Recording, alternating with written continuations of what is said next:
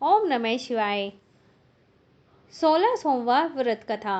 मृत्युलोक में भ्रमण करने की इच्छा करके एक समय श्री भूतनाथ भगवान भोलेनाथ माता पार्वती के साथ मृत्युलोक में पधारे।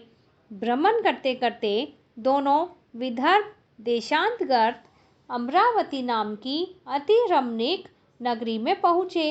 अमरावती नगरी अमरापुरी के सदस्य सब प्रकार के सुखों से परिपूर्ण थी। उसमें वहाँ के महाराजा द्वारा बनवाया हुआ अति रमणीक शिवजी जी का मंदिर भी था। भगवान शंकर भगवती पार्वती के साथ उस मंदिर में निवास करने लगे।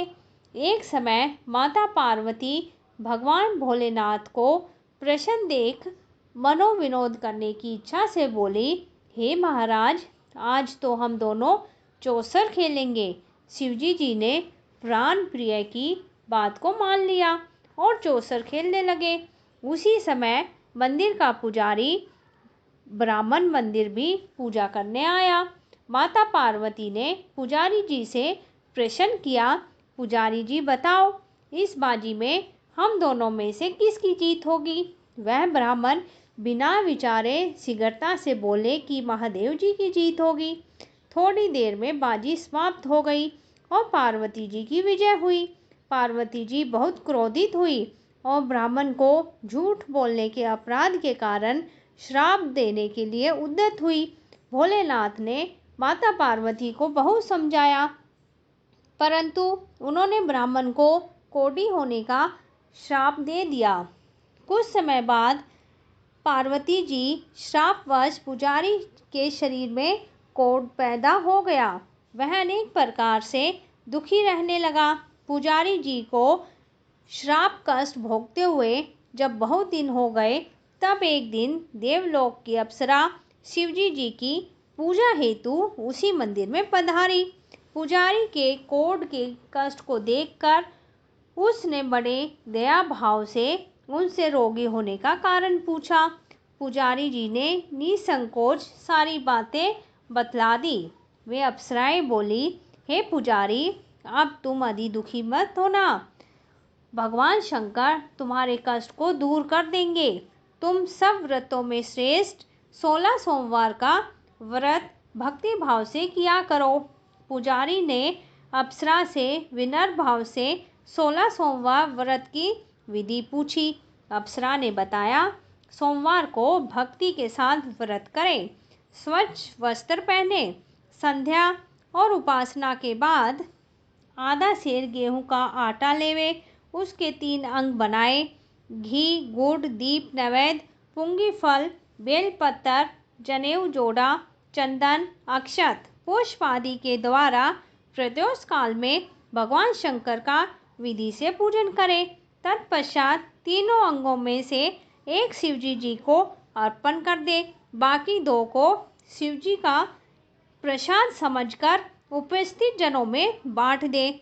आप भी प्रसाद पाए और इसी विधि से 16 सोमवार का व्रत करें। 17वें सोमवार को पाव सेर पवित्र गेहूं के आटे की बाटी बनाए, उसमें घी और गुड़ मिला के चूरमा बनाए, भगवान भोलेनाथ को भोग लगाकर उपस्थित भक्तों में बांटे। इसके बाद कुटुंब सहित प्रसाद ले तो शिवजी जी की कृपा से उसके सभी मनोरथ पूर्ण हो जाते हैं। ऐसा कह के अप्सराएं स्वर्ग को चली गई। ब्राह्मण ने यथाविधि 16 सोमवार व्रत किया। भगवान शिव की कृपा से रोग मुक्त होकर आनंद से रहने लगा। कुछ दिन के बाद शिवजी जी पार्वती फिर मंदिर में पधारे। ब्राह्मण को निरोग देखकर पार्वती ने ब्राह्मण से रोग मुक्त होने का उपाय पूछा। ब्राह्मण ने 16 सोमवार व्रत की कथा सुनाई। पार्वती जी अति प्रसन्न हो ब्राह्मण से व्रत की विधि पूछकर स्वयं व्रत करने को तैयार हो गई। व्रत करने के बाद उसकी मनोकामना पूर्ण हुई और उनके रूठे पुत्र स्वामी कार्तिकेय स्वयं माता के आज्ञाकारी हुए। कार्तिकेय को भी यह विचार परिवर्तन का रहस्य जानने की इच्छा हुई और माता से बोले, हे माता, आपने ऐसा कौन सा उपाय किया था जिससे मेरा मन आपकी ओर आकर्षित हुआ। पार्वती जी ने वही 16 सोमवार के व्रत की कथा उसको सुनाई। कार्तिकेय जी ने कहा, इस व्रत को मैं भी करूँगा, क्योंकि मेरा प्रिय मित्र ब्राह्मण बहुत दुखी दिल से परदेश गया है। मेरी उनसे मिलने की इच्छा है। कार्तिकेय जी ने भी इस व्रत को किया और उनका प्रिय मित्र मिल गया। मित्र ने इस आकस्मिक मिलन का भेद कार्तिकेय से पूछा तो वे बोले, हे मित्र, हमने तुम्हारे मिलने की इच्छा करके 16 सोमवार का व्रत किया था। अब तो ब्राह्मण मित्र को अपने विवाह की बड़ी इच्छा हुई। उसने कार्तिकेय जी से व्रत की विधि पूछी और यथाविधि व्रत किया। व्रत के प्रभाव से जब वह किसी कार्यवश विदेश गया तो वहाँ के राजा की लड़की का स्वयंवर था। राजा ने प्रण किया था कि जिस व्यक्ति के गले में सब प्रकार से सजी सवरी हथीनी माला डालेगी, मैं उसी के साथ अपनी प्यारी पुत्री का विवाह कर दूंगा। शिवजी जी की कृपा से वह ब्राह्मण भी स्वयंवर देखने की इच्छा से राजसभा में एक ओर बैठ गया। नियत समय पर हथिनी आई और उसने जयमाला उस ब्राह्मण के गले में डाल दी। राजा ने अपनी प्रतिज्ञा के अनुसार बड़ी धूमधाम से अपनी कन्या का विवाह उस ब्राह्मण के साथ कर दिया। ब्राह्मण को बहुत सारा धन और सम्मान देकर संतुष्ट किया। ब्राह्मण सुंदर राजकन्या पाकर सुख से जीवन व्यतीत करने लगा। एक दिन राजकन्या ने अपने पति से प्रश्न किया, हे प्राणनाथ, आपने ऐसा कौन सा बाहरी पुण्य किया था जिसके प्रभाव से हथिनी ने सब राजकुमारों को छोड़कर आपको वर्ण किया?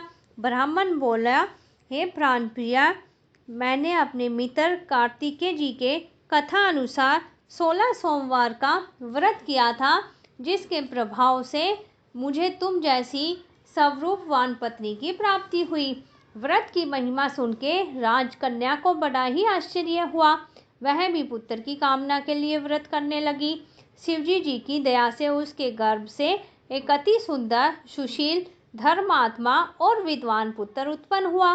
माता पिता दोनों उस देवपुत्र को पाकर अति प्रसन्न हुए। उनका लालन पालन भली प्रकार से करने लगे। जब पुत्र समझदार हो गया तो एक दिन उसने अपनी माता से प्रश्न किया कि हे माँ, तुमने कौन सा व्रत एवं तप किया था जो मेरे जैसा पुत्र तुम्हारे गर्भ से उत्पन्न हुआ? माता ने 16 सोमवार के व्रत की कथा पुत्र को बताई। पुत्र ने सब तरह के मनोरथ पूर्ण करने वाले सरल व्रत को सुना तो वह भी राज्याधिकार पाने की इच्छा से हर सोमवार को यथाविधि व्रत करने लग गया। व्रत शुरू होने के बाद एक देश के वृद्ध राजा के दूतों ने आकर उसको राजकन्या के लिए वर्ण किया। राजा ने अपनी पुत्री का विवाह ऐसे सर्वगुण संपन्न ब्राह्मण युवक के साथ करके बड़ा सुख प्राप्त किया। वृद्ध राजा के दिवंगत हो जाने के बाद भी इसी ब्राह्मण युवक को सिंहासन पर बैठाया गया, क्योंकि राजा के कोई पुत्र नहीं था और राजा का उत्तराधिकारी होकर भी वह ब्राह्मण पुत्र 16 सोमवार का व्रत करता रहा। जब 17वां सोमवार आया तो विप्रपुत्र ने अपनी प्रियतमा से पूजन सामग्री लेकर शिव पूजा के लिए शिवालय में चलने को कहा, परंतु उसकी पत्नी ने उसकी आज्ञा की परवाह न की और दास दासियों के द्वारा सब सामग्रियां शिवालय भिजवा दी, परंतु आप नहीं गई। जब राजा ने शिवजी जी का पूजन समाप्त किया तब आकाशवाणी हुई, हे राजा, अपनी इस रानी को राजमहल से निकाल दे, नहीं तो वह तेरा सर्वनाश कर देगी। आकाशवाणी सुनकर राजा के आश्चर्य का ठिकाना नहीं रहा। उसने मंत्रालय गृह में आकर अपने सभासदों को बुलाकर पूछा कि हे मंत्रियों, मुझे आज शिवजी जी की आकाशवाणी हुई है कि राजा, तू अपनी इस रानी को निकाल दे, नहीं तो यह तेरा सर्वनाश कर देगी। राज्य में मंत्री और सभासद आदि सब विस्मय और दुख में डूब गए, क्योंकि जिस कन्या के कारण राज्य मिला है, राजा उसी को निकालने का जाल रच रहा है। वह कैसे हो सकेगा? राजा ने अपनी पत्नी को राजमहल से निकाल दिया। रानी दुखी हृदय से भाग्य को कोसती हुई नगर के बाहर चली गई। बिना पदत्राण, फटे हुए वस्त्र पहने, भूख से दुखी, धीरे धीरे चल के एक ग्राम में पहुंची। वहां एक बुढ़िया सूत काट के बेचने जाती थी और रानी की करुण दशा को देखकर बोली, चल तू मेरा सूत बिकवा दे, मैं वृद्ध हूँ, भाव नहीं जानती हूँ। ये बात सुन रानी ने बुढ़िया के सिर से सूत की गठरी उतार के अपने सिर पर रख ली।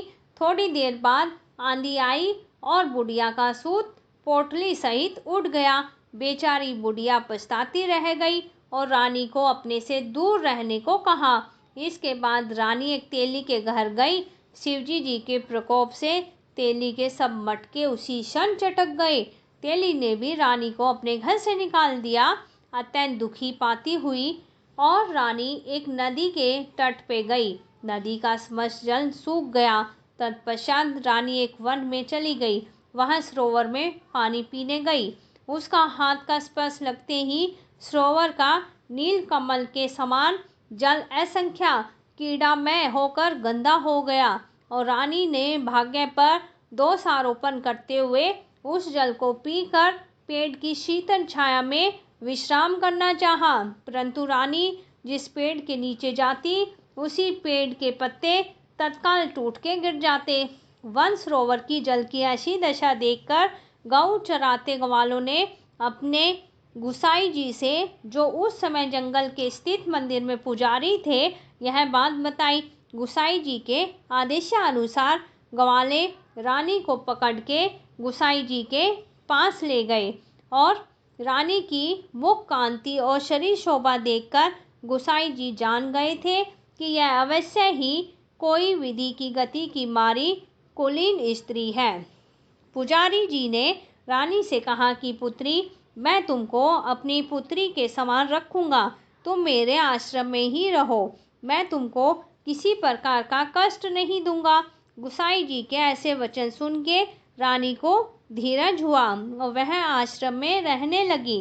रानी जो भोजन बनाती उसमें कीड़े पड़ जाते, जल भर के लाती उसमें भी कीड़े पड़ जाते। रानी जी की यह दशा देख गुसाई जी को भी बहुत ही दुखी होते हुए रानी से बोले, हे बेटी, तुम्हारे ऊपर कौन से देवता का कोप है जिससे तुम्हारी यह दशा है। पुजारी जी की बात सुन के रानी ने शिवजी महाराज के पूजन का बहिष्कार करने की बात बताई तो पुजारी शिवजी जी महाराज की अनेक प्रकार से स्तुति करते हुए बोले, पुत्री, तुम अपने मनोरथ पूर्ण करने वाले 16 सोमवार का व्रत करो, जिसके प्रभाव से अपने कष्ट से मुक्त हो जाओगे। गुसाई जी की बात मान के रानी ने 16 सोमवार के व्रत किए और 17वें सोमवार को विधि विधान सहित पूजन किया। उसी पूजन के प्रभाव से राजा के हृदय में विचार उत्पन्न हुआ कि रानी को गए बहुत समय व्यतीत हो गए, ना जाने कहाँ कहाँ भटकती होगी, उसे ढूंढना चाहिए। यह सोचकर रानी को तलाश करने के लिए राजा ने चारों दिशाओं में दूत भेजे और वे दूत रानी को ढूंढते हुए पुजारी के आश्रम में पहुँचे। वहाँ पुजारी के आश्रम में रानी को पाकर रानी को अपने साथ ले जाने का आग्रह करने लगे, परंतु पुजारी ने मना कर दिया। दूत चुपचाप लौट आए और महाराज को रानी का पता बतलाया। रानी का पता पाकर राजा स्वयं पुजारी के आश्रम में आ गए और पुजारी से कहा कि महाराज, जो देवी आपके आश्रम में रहती है वह मेरी पत्नी है। शिवजी जी के कोप से मैंने इनका परित्याग कर दिया था। अब इन्हीं पर शिवजी जी का प्रकोप शांत हो गया है, इसलिए मैं इसे लेने आया हूँ। आप इनको मेरे साथ जाने की आज्ञा दीजिए। गुसाई जी ने राजा के वचन सुनकर सत्य समझ के रानी को राजा के साथ जाने की अनुमति दे दी। गुसाई जी की आज्ञा पाकर रानी प्रसन्न होकर राजा के साथ महल में आई। नगरवासियों ने नगर के द्वार और नगर को तोरण और बंधनवारों से विविध विधि से सजाया। घर घर में मंगल गान होने लगे। पंडितों ने विविध वेद मंत्रों का उच्चारण करके अपनी राजरानी का स्वागत किया। ऐसी अवस्था में रानी ने पुनः अपनी राजधानी में प्रवेश किया। महाराज ने ब्राह्मण को अनेक तरह से दान आदि देकर संतुष्ट किया। याचकों को धन धान्य दिया। नगरी में स्थान स्थान पर सदाव्रत खुलवाए जहां भूखे लोगों को भोजन मिलता था। इस प्रकार से राजा शिवजी जी की कृपा का पात्र हो राजधानी में रानी के साथ अनेक प्रकार के सुखों को भोग करता रहा और 16 सोमवार का व्रत करने लगा। विधिवत शिवजी पूजन करते हुए इस श्लोक में अनेक सुखों को भोगने के बाद दोनों शिवपुरी को पधारे। जो मनुष्य मनसा वाचा कर्मणा भक्ति सहित 16 सोमवार का व्रत एवं पूजन इत्यादि विधिवत करता है वह इस श्लोक में समस्त सुखों को भोग कर अंत में शिवपुरी को प्राप्त होता है। यह व्रत सब मनोरथों को पूर्ण करने वाला है। ओम नमः शिवाय।